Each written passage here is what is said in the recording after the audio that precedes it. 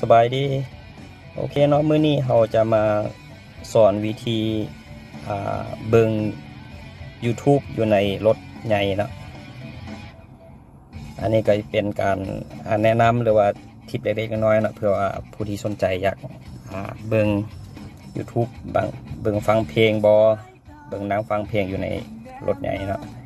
เบื้องต้นนั้นเราต้องได้เข้าไปที่ Google Chrome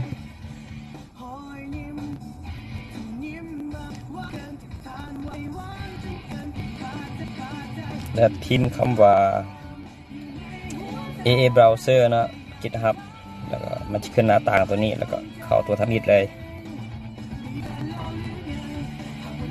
จากนั้นเลื่อนลงมาเนาะเดี๋ยวมาสอบrelease นะโอเคอันนี้ release ตัวเวอร์ชัน 2.2 ล่าสุดเราติ๊กบนเล็กบวกไงเด้อ release นะและเลื่อนลงมาติดตั้งตัวเวอร์ชันตัวล่าสุดทางเสียงได้ตัวเวอร์ชัน 1.5 นี่อันนี้เวอร์ชัน 1.5 เนาะเขาติ๊กเลื่อนลงมาเนาะaccess เห็นบ่1 a browser 1.5.apk เนาะติ๊กเข้าไปโอเคแล้วก็ติ๊กดาวน์โหลดเนาะอันนี้เขาดาวน์โหลดไว้แล้วภายหลังที่เนาะเข้ามาที่ my file แล้วก็เลือกคำว่า install apk เขาเนาะอันนี้จะเป็นเวอร์ชัน 1.5 เนาะติ๊กเข้าไป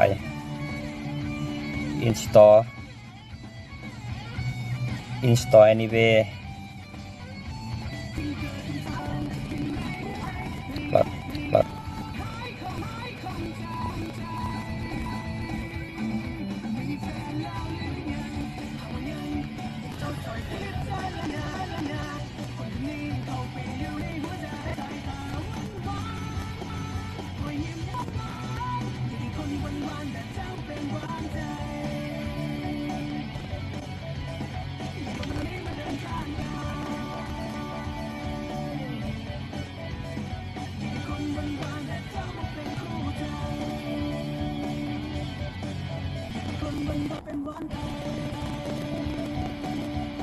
โอเคภายหลังติดตั้งสำเร็จเนาะกดคำว่า open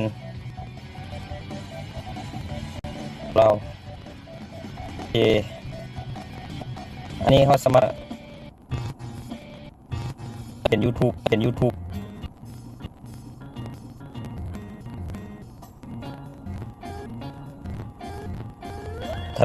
ทะเบียนเนาะถ้าว่าคนที่ติดตั้งใหม่ๆก็ต้องได้ใส่แม่นก็คืออีเมลก็คือ Gmail เนาะต้องได้ลงทะเบียนใส่อีเมลแล้วก็พาสเวิร์ดล็อกอินเพื่อเข้า YouTube ตัวนี้เนาะตัวนี้แม่นเขาได้ใส่ค้างไว้แล้วนะโอเคเนาะภายหลังนี้เขาติดตั้งซอฟต์แวร์สำเร็จแล้วนะขั้นตอนที่2ก็คือเอาเข้าบอลที่ setting เฉพาะ Android นะแล้วก็เลือกคำว่า connected device แล้วเลื่อนลงมาเนาะเลือกคำว่า Android Auto เลื่อนลงมาลงสุดเลยคำว่าเวอร์ชันละคลิกเวอร์ชันแล้วก็ดับเบิลคลิกหลายเทื่อนะโอเคมันจะขึ้นมาคำว่า allow development setting ติ๊กคำว่าโอเค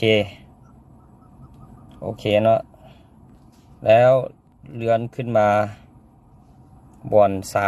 3จำนี้เนาะติ๊กตัวนี้เข้าไปแล้วติ๊กคำว่า developer setting แล้ว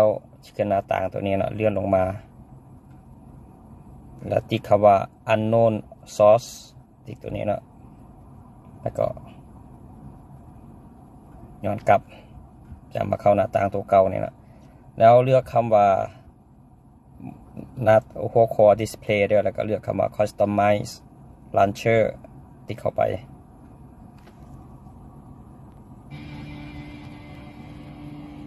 อันนี้ก็คือแบบตัวที่มันจะโชว์อยู่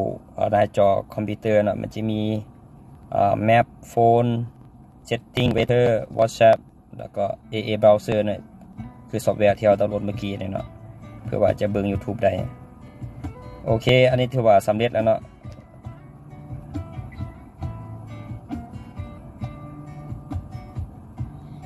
ตั้งอยู่ในโทรศัพท์แล้วเนาะเขามาเบิ่งอยู่ในจอของรถเขาเลยเนาะเขาเปิดสตาร์ทรถขึ้นมาแล้วมันจะคือปกที่มันจะขึ้นมาสิเนาะมันจะเด้งขึ้นมาก็คืออันนี้เขาตั้งเป็นออโต้เนาะคือแผนที่แล้วก็เพลงมันจะเด้งออโต้ขึ้นมาเลยอันนี้เขาก็มาเข้าตัวนี้เนาะถ่ายจากเบิ่ง YouTube อันนี้ก็คือตัวซอฟต์แวร์ตัวที่ลันเชอร์เมื่อกี้เนาะ Customize Launcher นะมันจะโชว์ขึ้นมาตามที่เมื่อกี้เลยมันจะมีแมปมีsetting weather WhatsApp ก็คือของเขาอยากเบิ่งก็คือ A browser เนาะเขาติ๊ก A browser เลย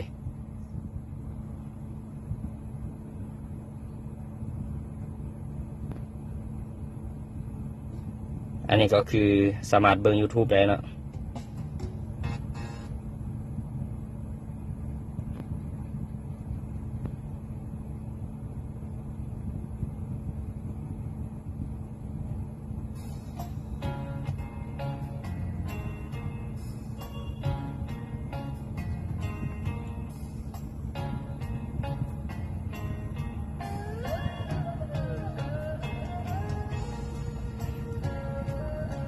สามารถเบิ่งนั่งฟังเพลงได้เนาะตัวนี้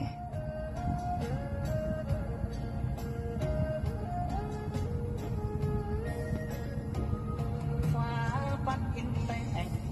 งามทุกแห่งดินแดนแสนสูง